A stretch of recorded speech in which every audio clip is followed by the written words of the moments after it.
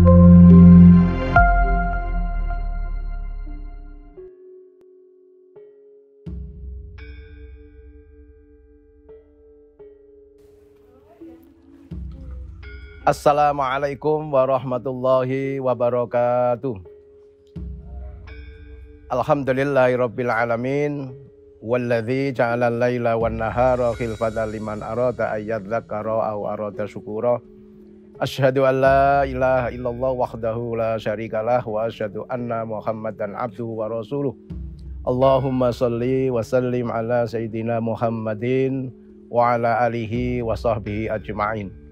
Wa qala Allah ta'ala fil Qur'anil Karim wa'tasimu bihablillahi jami'an wa la tafarraqu wadhkuru ni'matallahi 'alaikum idh kuntum a'da'an fa'alafa baina qulubikum fa'asbahtum bi ni'matihi ikhwana wa kuntum 'ala safa khufratin minan nari fa'anqadhakum minha kadzalika yubayyinullahu lakum ayatihi la'allakum tahtadun. Pemirsa yang dirahmati Allah, pertama dan utama sekali tentunya kita memanjatkan puja dan puji syukur yang mendalam kehadirat Allah Subhanahu wa Ta'ala. Atas maunah Allah semata, kita pada saat sekarang dalam keadaan insya Allah sehat walafiat dalam lindungan Allah, mendapatkan rahmat, taufik, hidayah dan inayahnya, sehingga kita mampu melaksanakan tugas-tugas kita baik sebagai hamba Allah dalam proses Abdullah mengabdi kepada Allah maupun tugas-tugas sebagai khalifatan fil ard untuk memakmurkan buminya Allah dengan tugas pokok dan fungsi kita masing-masing. Tema kita pada saat ini tentang membangun ukhuwah Islamiyah untuk mendapatkan keberkahan dan ridha Allah Subhanahu wa Ta'ala.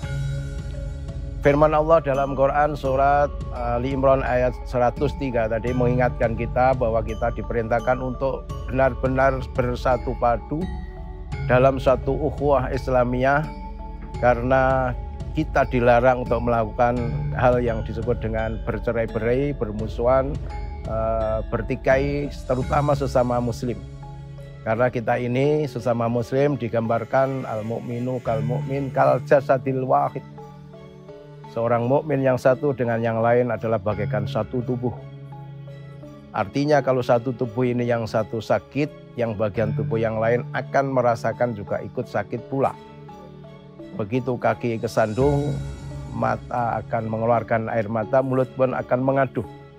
Itu adalah gambaran dalam satu tubuh itu.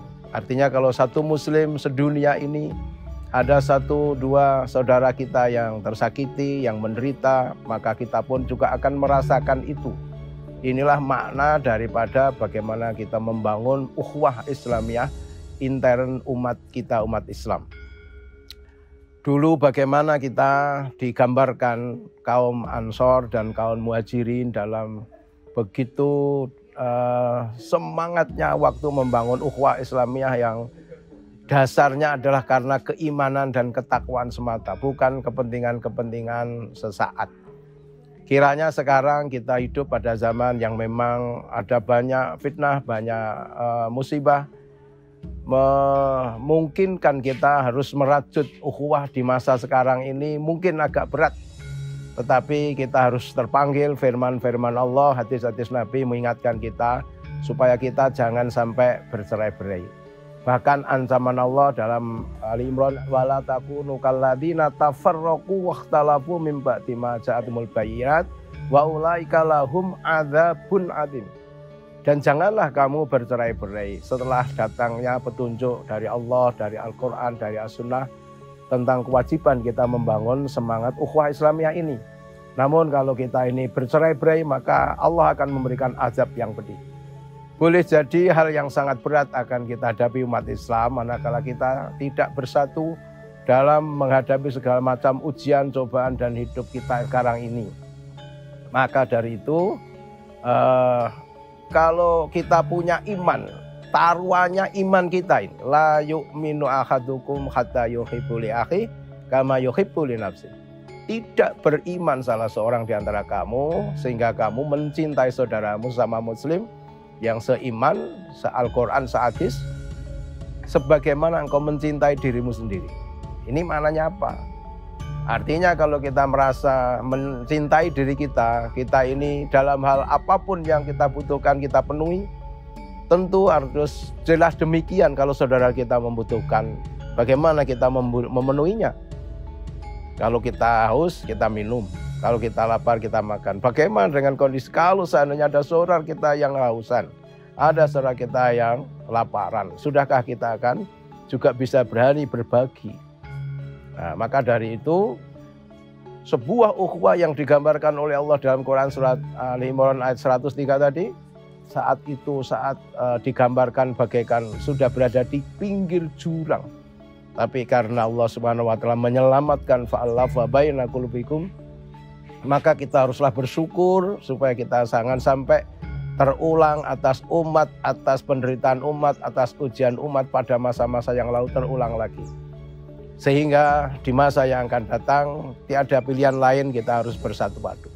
Walaupun mungkin secara fakta umat Islam ini berada dalam sekat-sekat partai politik, sekat-sekat kepemimpinan, sekat-sekat dalam hal ormas dan sebagainya. Tetapi manakala kita menyadari bahwa kita umat Islam yang diperintahkan Allah untuk bersatu, mestinya kita mengambil pelajaran dari bagaimana dulu Nabi Yusuf saat memberikan bantuan pangan kepada saudara-saudaranya, yang kalau mereka melewati satu pintu kelihatannya agak sulit, maka harus dipisah-pisah min abwabil mutafarriqah. Artinya boleh jadi umat Islam untuk menuju kejayaan Islam, li'ilai kalimatillah, izul Islam wal muslimin, monggo silahkan berangkat dari partai-partai yang berbeda, berangkat dari jalan-jalan yang berbeda, tetapi satu tujuan demi li'ilai kalimatillah. Itulah mestinya yang harus menjadi perhatian kita sekarang ini. Karena kalau kita mau menghapus sekat-sekat itu rasanya juga sulit, karena memang Allah Subhanahu wa taala menakdirkan kita hidup ini memang walikulli wijhatun wa muwalliha fastabiqul khairat. Moga-moga kita bisa ta'awanu 'alal birri wat taqwa, berfastabil khairat demi untuk li'ilai kalimatillah, di utamanya di majelis ulama kita. Moga-moga apa yang kita inginkan diridhoi Allah Subhanahu wa taala, hati kita disatukan oleh Allah dalam bimbingan ridha Allah, sehingga kita tidak bercerai-berai yang ditakutkan oleh para pendahulu-pendahulu kita yang menjadikan boleh jadi kita menjadi semakin lemah. Demikian singkat, moga-moga ada hikmah dan manfaatnya. Billahi taufiq wal hidayah. Assalamualaikum warahmatullahi wabarakatuh.